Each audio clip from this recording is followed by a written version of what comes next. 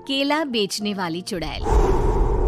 एक बार की बात है, जादूपुर नाम के गांव में करतब दिखाती एक औरत एक रेड्डी के लिए गांव में आती है।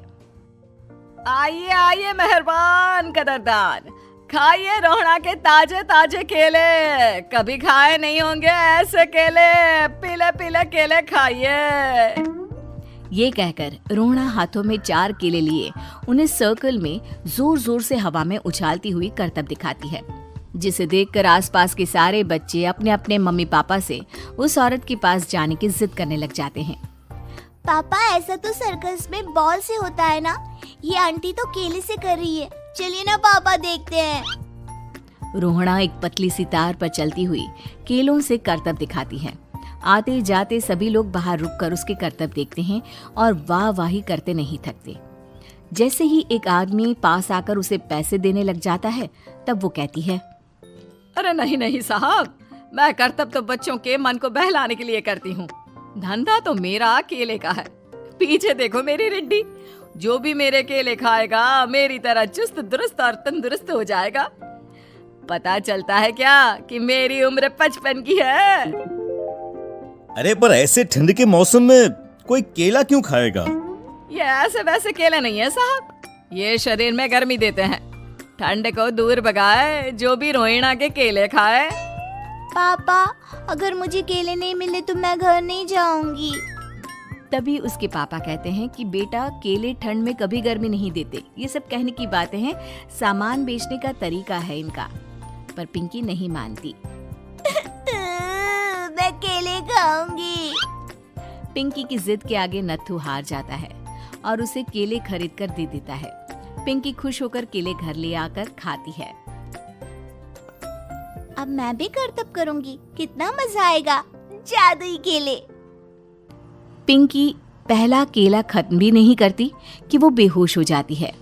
दूसरे केले से एक काला धुआं आता है और रोहड़ा चुड़ैल बनकर बाहर निकल आती है। मेरे भूतिया केले बच्चे न खाए, ऐसा हो ही नहीं सकता। जादूपुर वालों, कब तक बचोगे? आ गई हूँ मैं रोहड़ा, जिसका कोई नहीं कर सकता सामना। रोहड़ा पिंकी को गोद में उठाकर काले धुएं में कहीं गायब हो जाती है। शाम के वक्त नत्थू घर लौटता है और पिंकी को घर में ना पाकर उसकी माँ से कहता है, माँ पिंकी कहाँ है? अरे बेटा, उसे तो तू सुबह करतब दिखाने ले गया था ना, फिर कहाँ वापस आए तुम दोनों? मुझे लगा तू उसे अपने साथ मंडी ले गया होगा। हे भगवान, मेरी बच्ची कहाँ गई? मैं उसे घर ही तो छोड़कर गया था माँ। नत्थू गांव के घर कोने में अपनी बेटी को ढूंढता है, पर उसे वो कहीं नहीं मिलती। परेशान होकर आखिर रो रो कर नत्थू हिम्मत हार कर घर लौट आता है। अगली सुबह रोहड़ा फिर से करतब दिखाने आती है और इस बार पिंकी की तरह रोनी केले खरीद लेता है।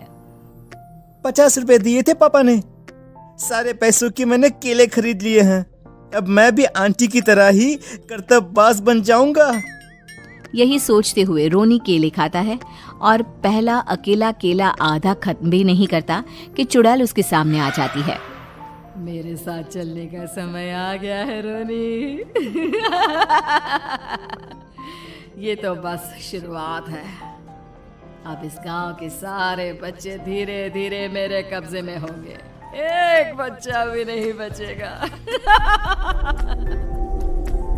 ये कहकर रोना रोनी को गोद में लेकर काले धुएं में अदृश्य हो जाती है। इसके बाद हर रोज गांव में से कोई ना कोई बच्चा गायब होता, पर ऐसा क्यों हो रहा है किसी को भी समझ में नहीं आ पा रहा था। रोज की तरह अपनी बेटी पिंकी की तलाश में नत्थू गांव के एक तालाब के पास बैठा रो रहा था। कहाँ गई मेरी पिंकी? शकुंतला के जाने के बाद एक वही तो मेरा सहारा थी। अरे उसकी आत्मा कोस रही होगी मुझे कि मैं अपनी बच्ची को संभाल भी नहीं पाया। नत्थू ये कहता हुआ रो ही रहा था कि तभी तालाब में से उसे शकुंतला की आवाज सुनाई देती है। कहाँ थी तुम शकुंतला? हमारी बच्ची और सारे गायब हुए बच्चे रोहड़ा के कब्जे में हैं। वो बच्चों को जो केले देती है उससे बच्चे बेहोश हो जाते हैं और उसके कब्जे में आ जाते हैं और वो उन्हें ले जाकर काली दुनिया में ले जाती है। पर वो ऐसा क्यों कर रही है? ये मैं नहीं जानती, पर उस दुनिया का रास्ता मैं आपको बता सकती हूँ। जहां ये नदी खत्म होती है वहां एक केले का पेड़ है, उसके नीचे एक दरवाजा है, वहीं से रास्ता जाता है उस दुनिया का। ये कहकर शकुंतला की आत्मा गायब हो जाती है। गांव के सभी लोग झुंड बनाकर उसी रास्ते से काली दुनिया में चले जाते हैं और वहां देखते हैं कि सारे बच्चे वहां काम कर रहे थे। पापा मुझे ले चलो यहाँ से। पापा पापा। सभी बच्चे अपने मम्मी पापा से लिपट जाते हैं। तो तुम लोग यहाँ तक आ गए? क्यों हमारे बच्चों को पकड़ लिया तूने? तुझे शिकार ही बनाना है तो ले, हम सब आ गए हैं, हमें खा ले। नहीं, मुझे बच्चे चाहिए। मेरे बच्चे के बदले तुम लोगों के बच्चे। क्या मतलब? मैं इसी गांव में रहने वाली एक औरत थी। केले की चोरी के इल्जाम में मेरे बेटे को गांव वालों ने इतना मारा कि वो मर गया। उसी दिन मैंने ठान लिया कि गांव वालों का भी वही हाल करूंगी। कुछ दिन बाद बेटे के चले जाने के दुख में मैं भी मर गई और मेरी भटकती आत्मा एक चुड़ैल बन गई। और फिर मैंने बदला लिया तुम सबके बच्चे छीनकर। बर्दाश्त नहीं कर पाए ना? सोचो मुझ पर क्या बीती होगी। हमें माफ कर दो रोना। पता नहीं ये किसकी गलती थी, पर हम सभी माफी मांगते हैं। हमारी खुशियां लौटा दो, तुम भी तो एक माँ हो। गांव वालों की बात सुनकर रोना का मन पिघल जाता है और वो बच्चों को छोड़ देती है। उसके बाद काली दुनिया बच्चों के लिए जादुई दुनिया बन जाती है। अब कोई भी कभी भी वहां आ जा सकता था।